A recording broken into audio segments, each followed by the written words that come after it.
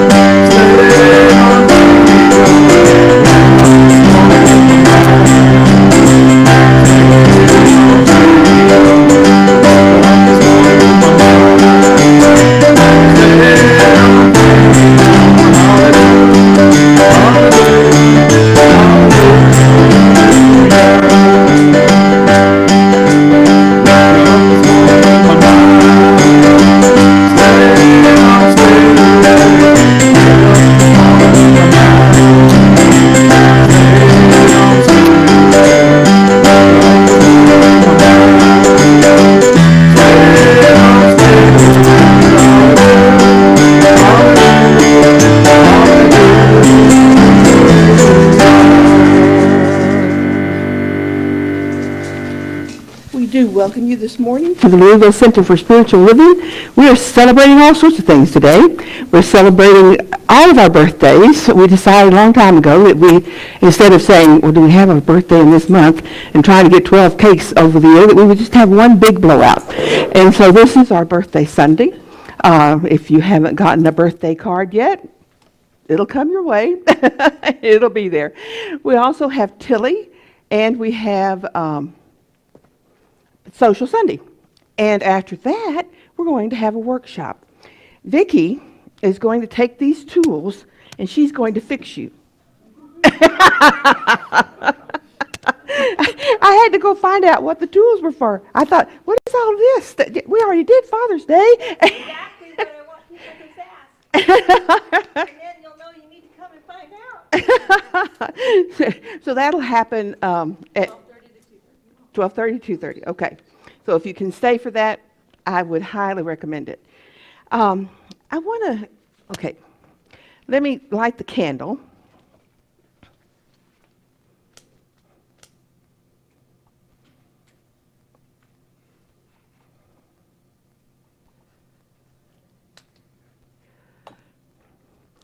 I'm sure all of you had wonderful July 4th celebrations, or at least I hope you did. Our neighbors loved their fireworks until about midnight. Our puppy did not, and so it was an interesting evening for us.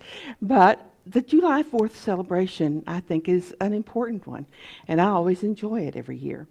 And so this morning, I think I will start with an opening prayer, which is one that Ernest Holmes wrote late 30s, early 40s, in talking about my prayer for my country. It was first published in a Science of Mind magazine. So, our prayer this morning. Believing in the divine destiny of the United States of America and in the present preservation of liberty, serenity, and self-expression for all, I offer this, my prayer for my country.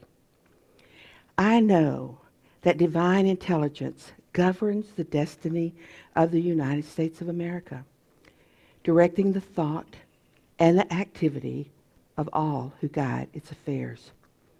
I know that success, prosperity, and happiness are the gifts of freedom and are the divine heritage of everyone in this country. I know that success, prosperity, and happiness are now operating in the affairs of every individual in this country. I know that divine guidance enlightens the collective mind of the people of this country, causing it to know that economic security may come to all without the loss of either personal freedom or individual self-expression. I know that no one can believe or be led to believe that freedom must be surrendered in order to ensure economic security for all. The all-knowing mind contains the answer to every problem which confronts this country. I know that every leader in this country is now directed by this all-knowing mind and has the knowledge of a complete solution in every problem. Each is compelled to act upon this knowledge to the end that abundance, security, and peace shall come to all. And I know that this spiritual democracy shall endure, guaranteeing to everyone in this country personal liberty, happiness, and self-expression. And so it is.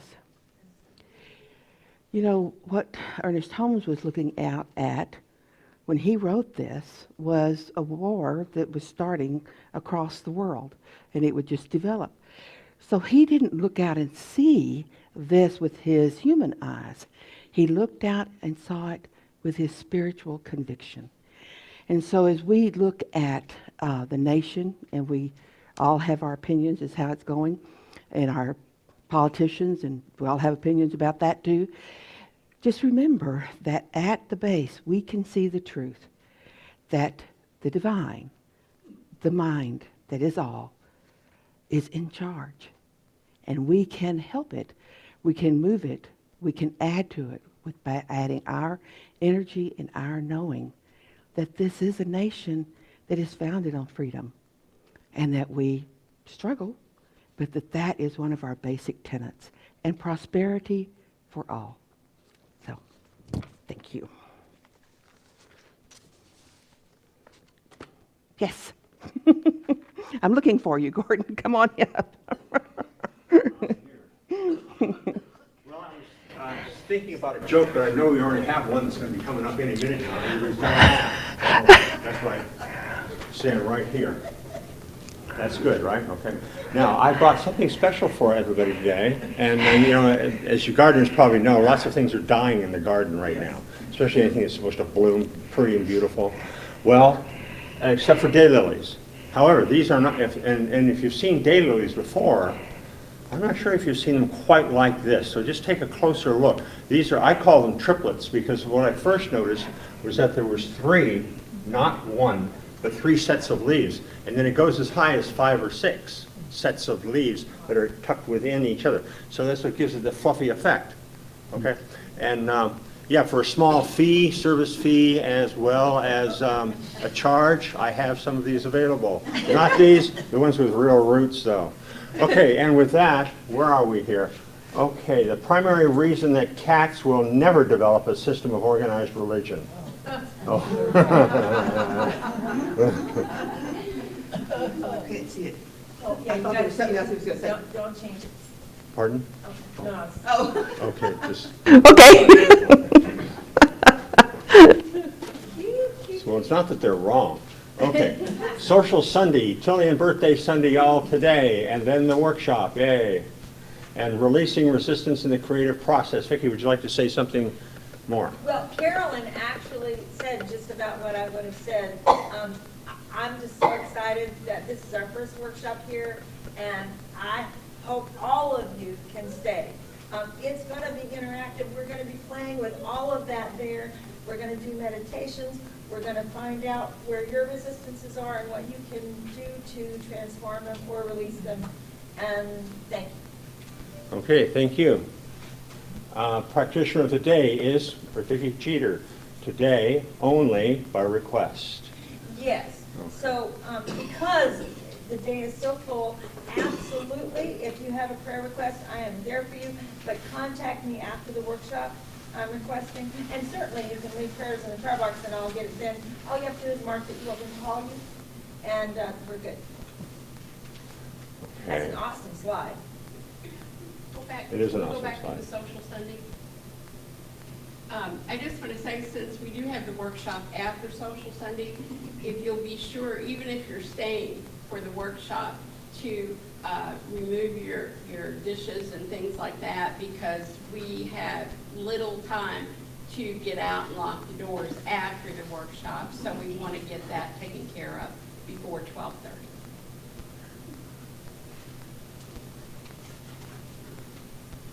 Okay, July's affirmation altogether. Life is not about learning to find my power. It's about learning to wield the power I've always had. Yes. I'll tell your story. Before we go to the tell your story, though, I can't get my mind off of food. Surprise, surprise, right? Do we have any instructions about how food is going to be handled today? I mean, in what role and flow? After service is over, I'll go over and take as many tops off of things as necessary, and then I'll get out of the way and have at it. Okay. And the tables with the tablecloths are where to sit with your food. Yes. Yeah. And we have napkins and things, so just Yeah. ask us if you need help. And the one thing she was saying about moving stuff, just to remember, we cannot leave any food in here. So any food that's left over, if you brought it, if you could plan on taking it back or find someone who wants it, that would be very helpful. But don't leave any behind. Okay, Right, great. yes. No food left behind. That's good. Tell your story today. So who has a story? One? Okay. Okay, it's a food manifestation. Good, that's a good one. So last Sunday, I was going to host at my home a workshop at Women's Circle of Stones. And I knew I was going to have light snacks, but I really had in mind that I was going to buy a vegetable tray. And I never got around to it. I was thinking of other alternatives, how I could get Steve to go and purchase it while I was here at the service. And 45 minutes later into this service, walks in a woman who thought last week was the lunch. And she had a vegetable tray. And I went up afterwards and said, could I please buy it from you? I mean, I was elated. It was like a miracle, this angel. Poor thing came so late and thought she would at least be here for the lunch and brought the vegetable tray. So I got a vegetable tray. And do you have something else? Yes. Okay. This is not a commercial for one stop. It sounds like, but it isn't. I went to the Thorntons to get my medicine. Not Thorntons. The drugstore. Anyway, I went there and I waited and I waited and I waited. I said, even though you're starving and you don't get to eat, you're going to put a smile on your face and love in your heart. That was my plan. Well, this poor, pitiful, one of the Statue of Liberty's favorite people came in. She was bent, she was struggling to walk, and she was hardly expressing 4LD. So I went up to her and said, are you in pain? Because I never mind my own business. It's against the rules. And she said, well, yeah. Like, isn't everybody? So I said, would you like me to take the pain away or at least lessen it? Sure. And she didn't know me, I didn't know her. I said, well, may I put my hands on you? She said, do anything you want if you take pain away. Fine. So I said, this is called Reiki, and I put my hands on her. And she says, I don't care what you call it, I call it God. And it just made me realize how fearful we are and how wonderful we treat other people and how we forget to treat ourselves that way. So that's the end of the story, except just remember, and I learned this last Sunday, when I went to the women's group, everybody has a problem. This woman was only a mere 68, and she was raising her great-grandchildren from the time she was born because the mother didn't want it. The grandson was 16 when he got the girl pregnant. So she decided it was their blood and they couldn't lose their blood. I came away kind of humble, for me, for a few minutes. That's my story. Okay. Reading for readers. Yeah, okay. Well, I want to make sure that nobody else had another story to tell. And I guess I'll, okay. Yeah, well, I'm trying to decide when to do this. So Tammy, stand up here with me, and we will do this. These are cards that are issued by the national organization to say that this person is a practitioner. And both of the practitioners that we are honoring today have been practitioners for at least 2 years. And they have served in, when you see who it is, they've served in so many ways. And we just want to take a moment to say congratulations on making, this commitment to life and to spirit, and thank you for doing that, and we really, really appreciate all that you do. Okay? All right. So, Pat. Yay, Pat. You can flash it anywhere you want to. How many years is it? 8. Wow. Wow. Bev? Yay, Beth. There you go. Thank you. You're welcome. 4 of them, all of them here. And we appreciate what you've done. Okay, Tammy, you want to read?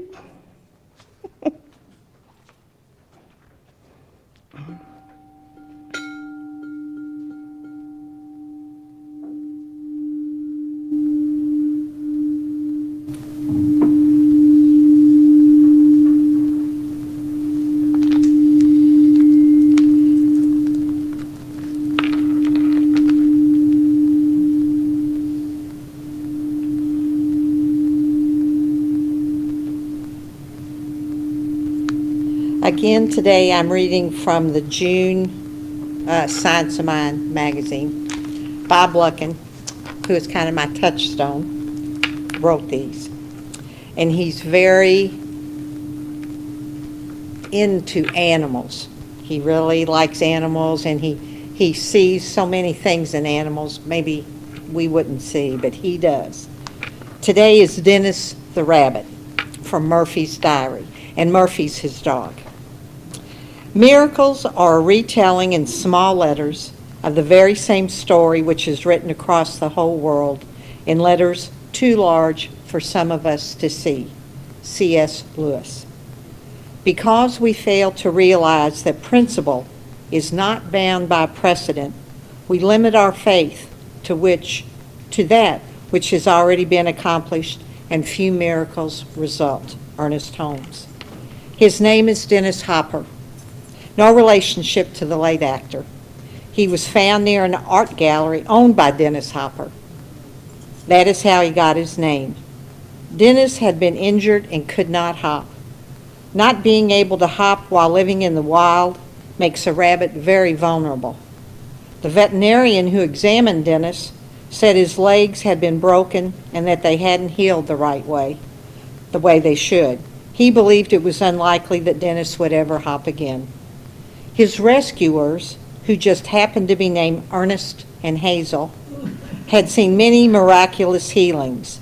They couldn't imagine why healing a rabbit would be any different from healing humans. Every day for 6 months, Ernest and Hazel took turns holding Dennis in their lap.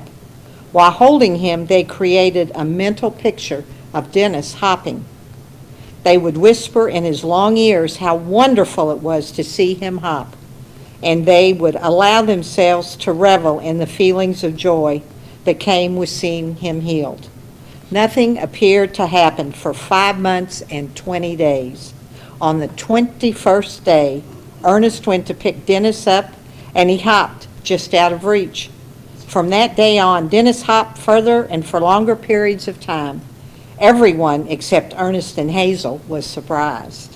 When we can see what we desire in our mind's eye, put it into words, and feel it in our heart, we open the door to a world of miracles. I know that bodies are a reflection of the beliefs held about them. I see my body as a reflection of the perfection and wholeness of God. And so it is.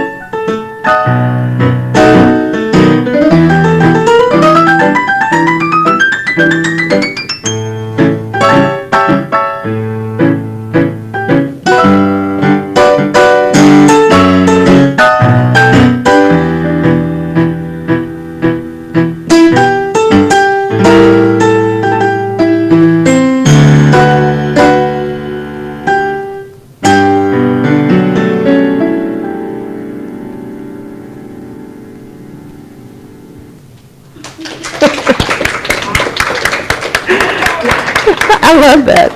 Yeah, I just love that. Okay. I don't know quite how this is going to work, but we're going to try it.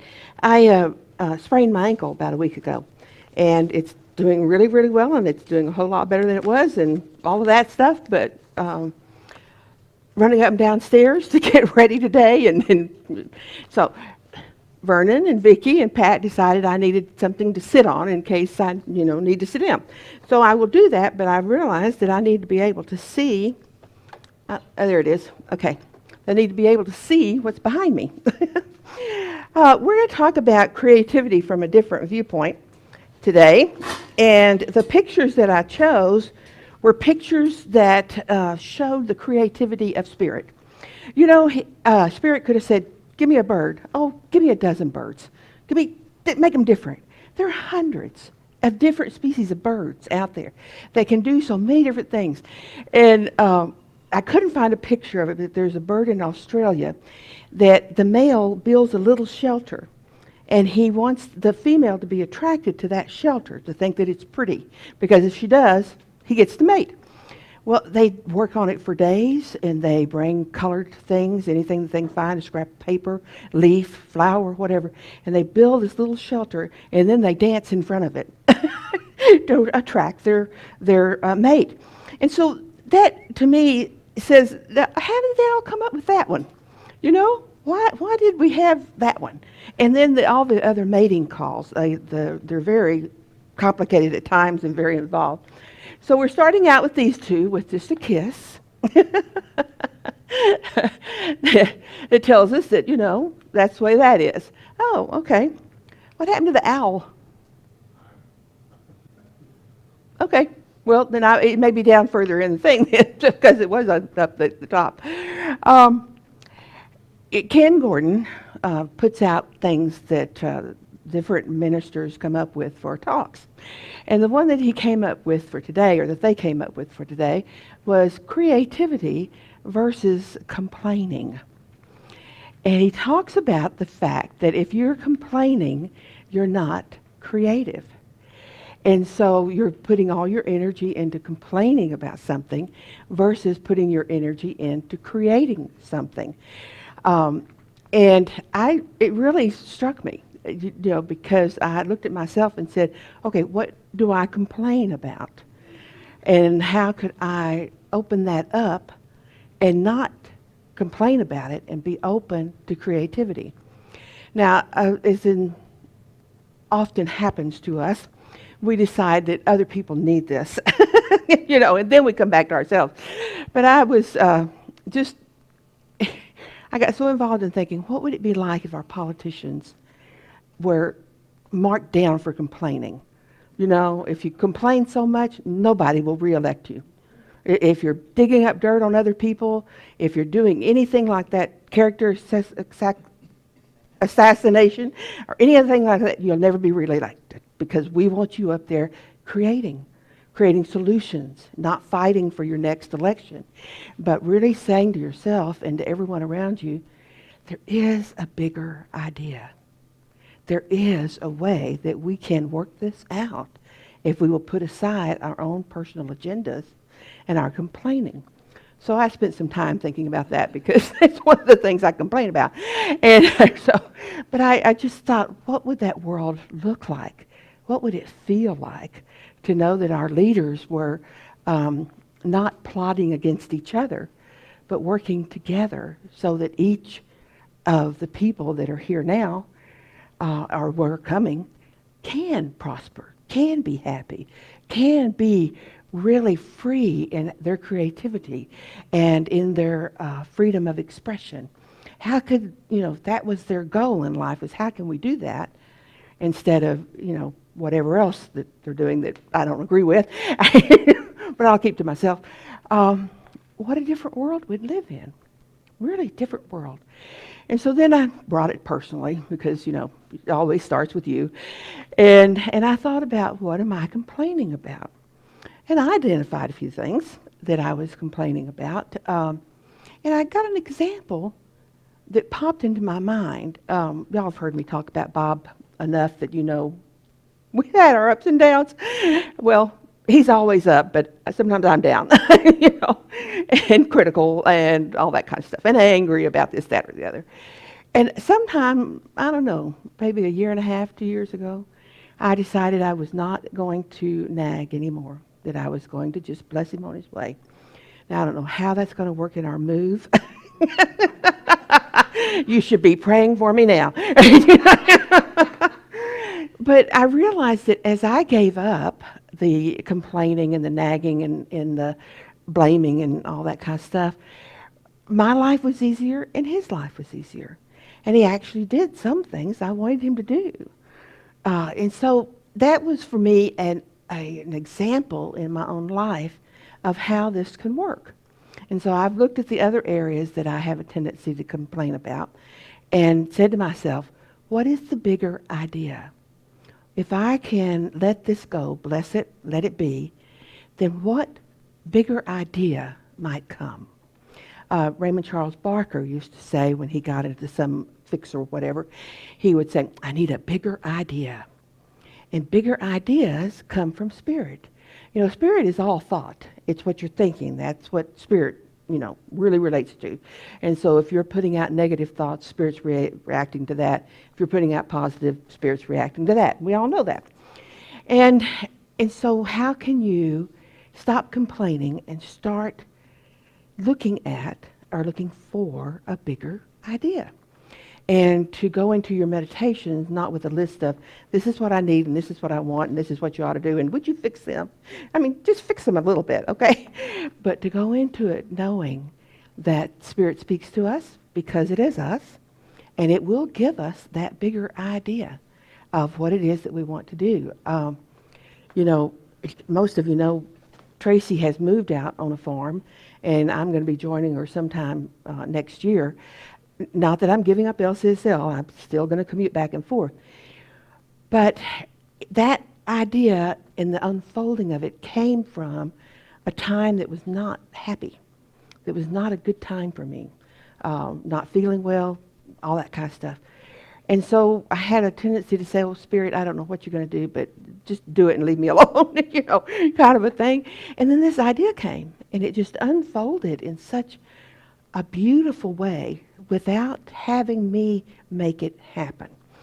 So the last several weeks, at least 6, we have been waiting for them to build the road because we can't get down to our bluff without a road.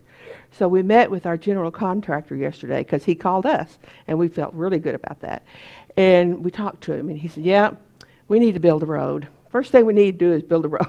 So before the conversation, 2-hour-long conversation, we were all just looking at each other and saying, "Yeah, we got to build a road," you know, because everything hinges on getting the road so that you can get down there. We can't measure for the dirt moving or anything until we have a road.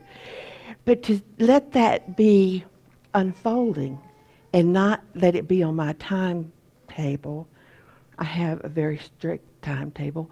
I've had to lay that aside. And my life is better, and Bob's life is better, and it's moving at its own pace.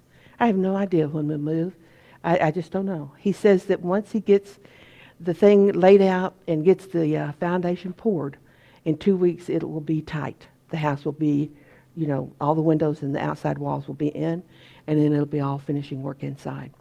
So that makes me feel better, because I've worried about, you know, if we wait too long, we'll have weather that will keep us from being able to do what we need to do. But he was very reassuring. So I really appreciated him calling us yesterday. So to look for the things, and I think it's interesting when Vicky's workshop, she talks about energy. Well, is your energy going into complaining, or is it going into creating? Are you looking at the future as a repeat of the past, or are you open to a bigger idea? Now, ignorance stays with us until the day of enlightenment, until our vision toward the Spirit broadens and casts out the image of a no longer useful littleness.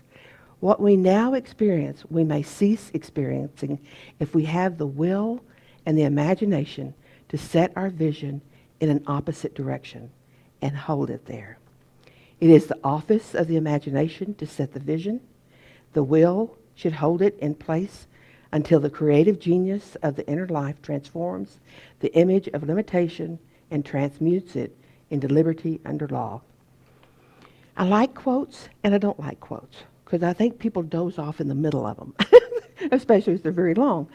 And so I underlined some words that I thought stood out for me as the essence of this quote. And one of them is no longer useful littleness. When you think about your complaining and your and all that, where do you see littleness? Where do you see limitation? Where do you see, oh, it's always been that way. Everybody knows it's always that way. Or it's always been that way in my life. That littleness, I can't do that. I don't have the whatever. So until you can lay that aside, you'll keep getting what you've been getting. But when you do, you set your vision with your imagination. We all have a very creative imagination, you know, and you just kind of take some time to focus it where you want it to go. And then you stay with it. When things come in to tell you it's not real, you just bring it back to saying, this is what I know is real. This is what I know is what we've decided, what I've decided. It's the guidance of Spirit for me, and I'll stay there and let the details be worked out. Okay? So, those are blue-footed boobies. That didn't make you laugh. It made it sort of scream. Blue-footed boobies. And there are several different kinds of boobies. I have no idea what booby stands for, but it's hilarious. And they have really bright blue feet and blue, you know, bills. Thank you. And I thought, well, that's definitely creative. That took a little bit different idea about what a bird does and what a bird can do. So we have that to come back to be aware of the creativity. Anytime we think, oh, I'm not creative, then we remind ourselves that we are spirit and expression, and spirit is infinitely creative. It's still creating. You know, in the Bible, in the first verse, it talks about made in the image of God. And some have used that to say that God is a he, because Adam is made in the image of God, and so that means he's a he. But no, it means that the traits of spirit are your traits. So the creativity of spirit is also your creativity. And so whenever you feel that you're not being creative or that you want to be, have a bigger idea, then think about that and just relax and open yourself to receive a bigger idea. Okay? Yeah. Never limit your view of life by any past experience. How many of you have said, well, you know, it's always been that way? At least once. Today. Okay. The possibility of life is inherent within the capacity to imagine what life is, backed by the power to produce this imagery, our divine imagination. We have looked at poverty, degradation, and misery until they have assumed gigantic proportions. Now we must look at harmony, happiness, plenty, prosperity, peace, and right action until they appear and our knowing is complete. We have to change our focus. Not always seeing the negative, not always seeing limitation, but seeing the broader picture. I did think about when I was wondering what it would be like if our politicians had a little bit different idea of what their job was. And I thought, well, it would put the news out of business.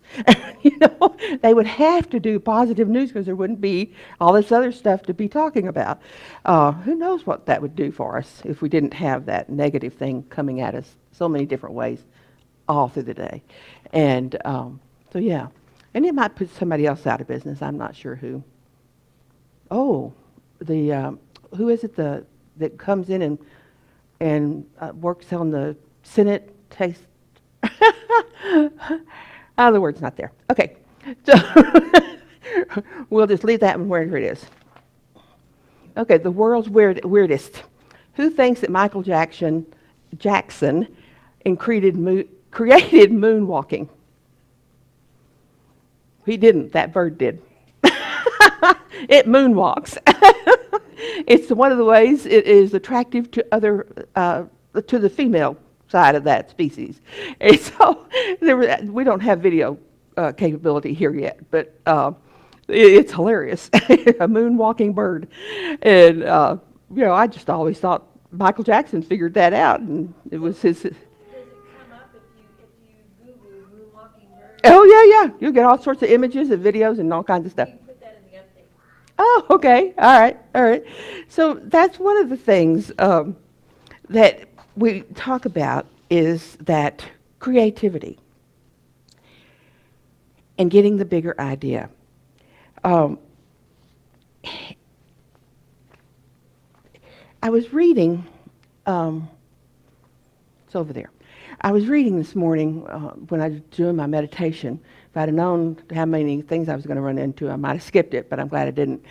And it was a book written by Ernest Holmes, and he's talking about a man who came to see him, and he was a down and out.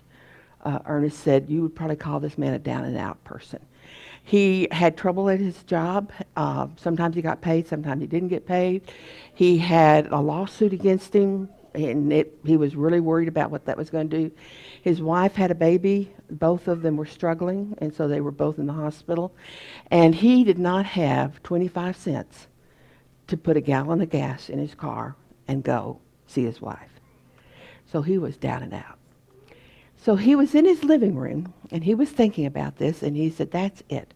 This is not the way I'm supposed to live. He had read stuff intellectually about science of mind type principles and how it all worked, but he had never internalized it. And so he's sitting there and he's crying and he's just had enough. He doesn't know how he's going to help his wife or daughter or whatever. And somebody knocks on the door, and it's a lady that he and his wife know. They don't know her well, but they know. And she says, I heard about your wife, and I hope that this is helpful. And he took it, and he figured it was just a get well card and put it on the table and went to bed. Slept better than he'd ever slept in the last years. And all he had done was say, God, okay, that's it. I can't do this. You do it. I can't do it. He slept well.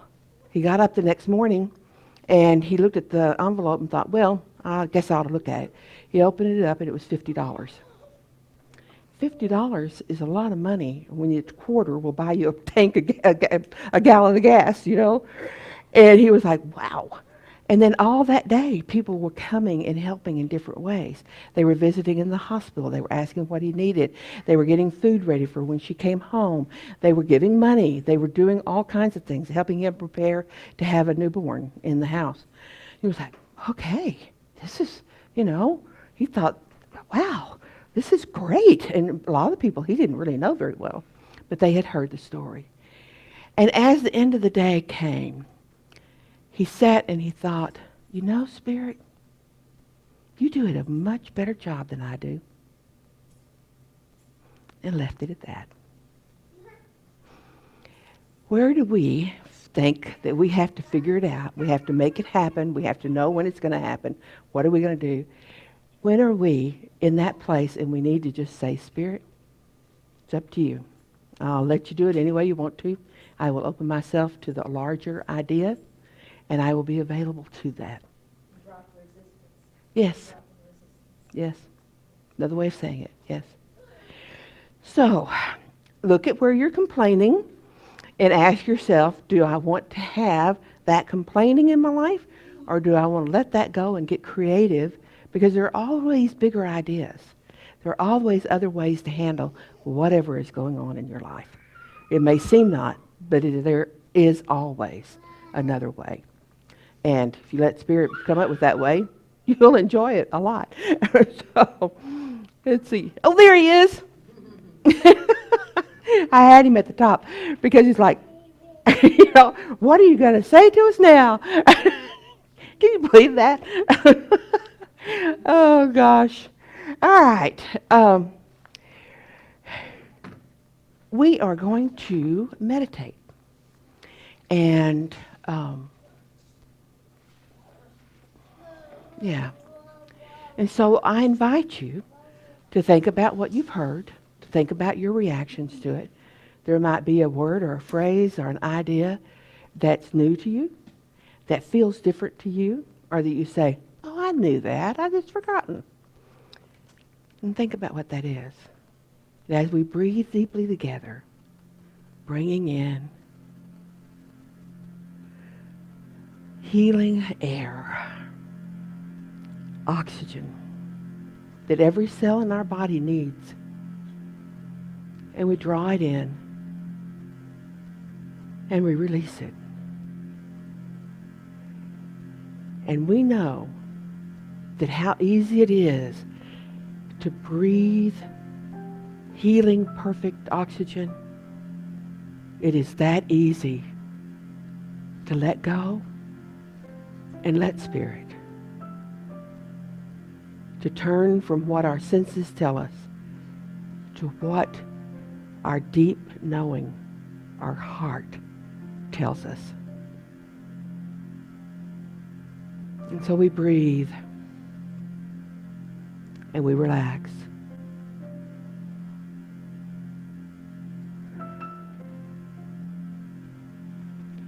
And we think about that one area that has come to our minds with the most strength, that we've been complaining about, blaming, worrying. And we take a breath. And we let it be.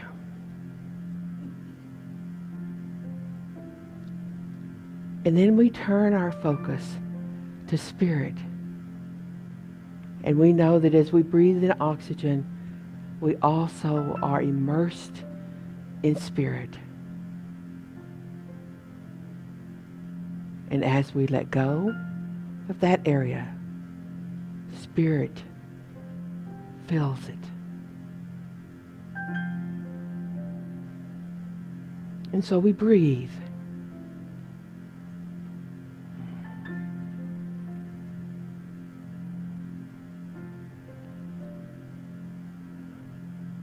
And we think to ourselves, I am open to a bigger idea.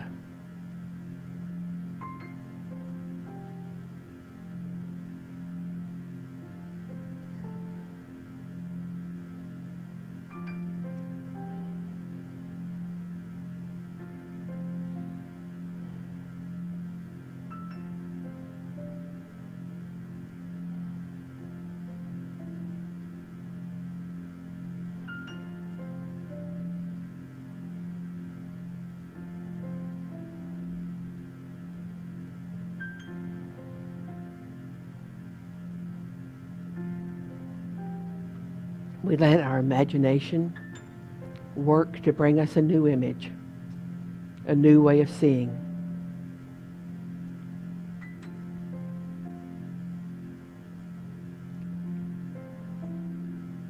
We commit our will to bringing us back to this clear image when we begin to stray. It's not something we have to grip tightly. It's just something that we use our will to bring us back into clarity and focus.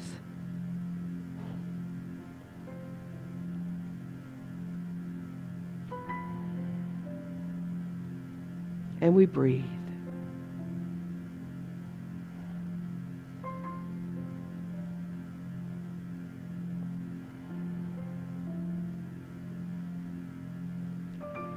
Letting go of all that would distract us, knowing clearly that we are spirit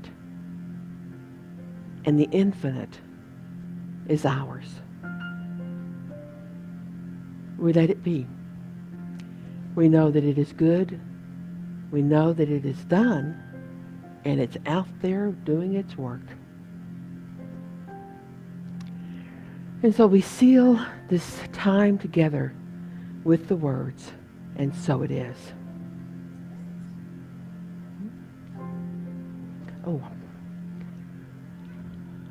Oh, song.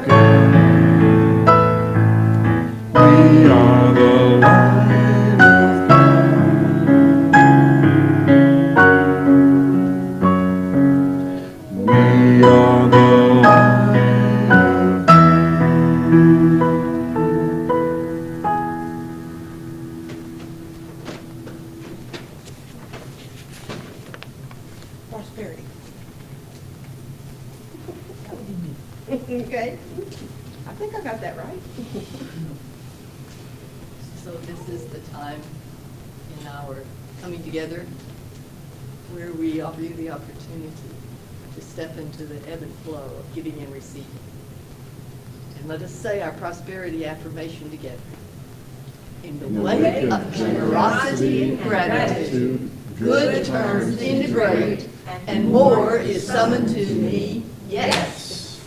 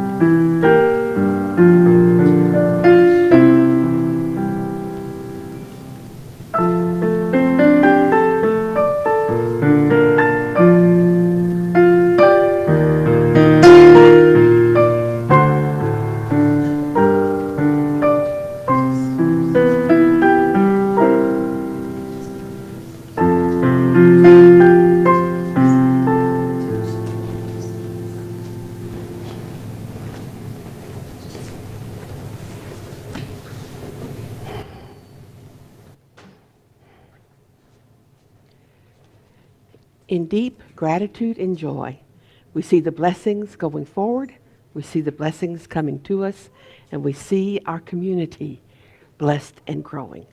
And so it is.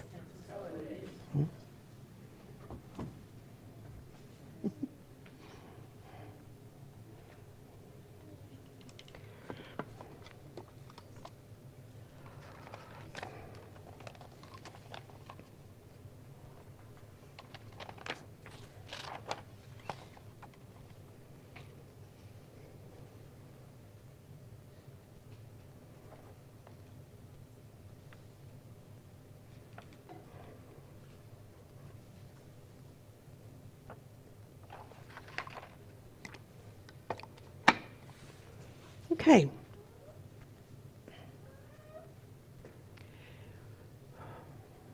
As we gather here on this morning, we know that there is one power and one presence and one draw that brings us here, because we know that there's richness to receive and gifts to give.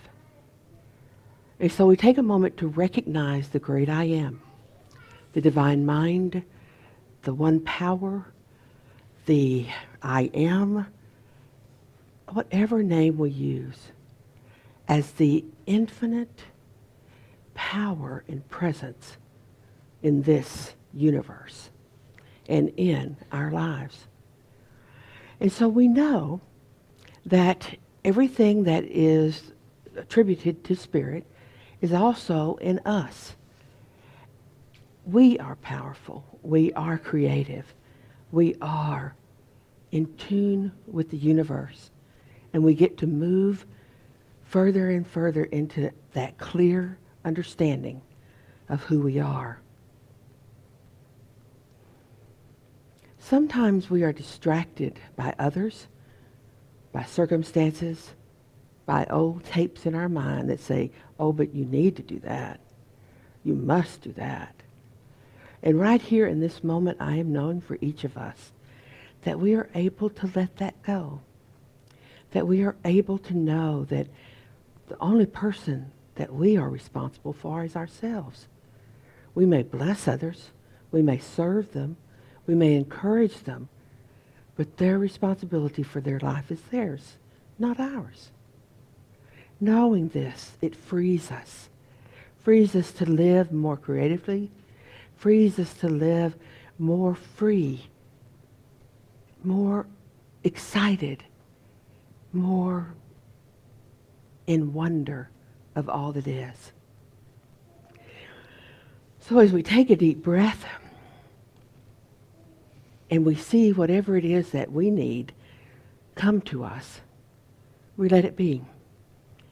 We know that it is good and that it is done and together, and so it is. Okay, very good. All right, going forth, right? Oh, are you prepared to do happy birthday at some point? Sure. Hit it low. not now, but, stand as you're able for our going forth.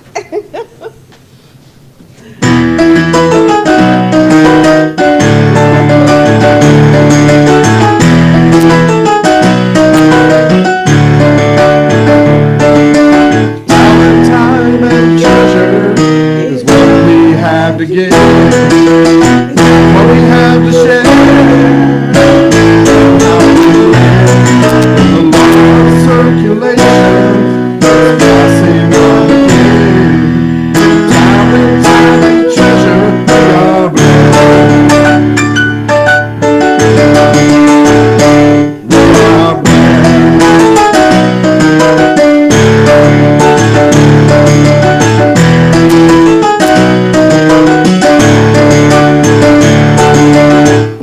Time and treasure what we have to share. How we live the law of circulation just passing on again. Time and treasure what we are blessed.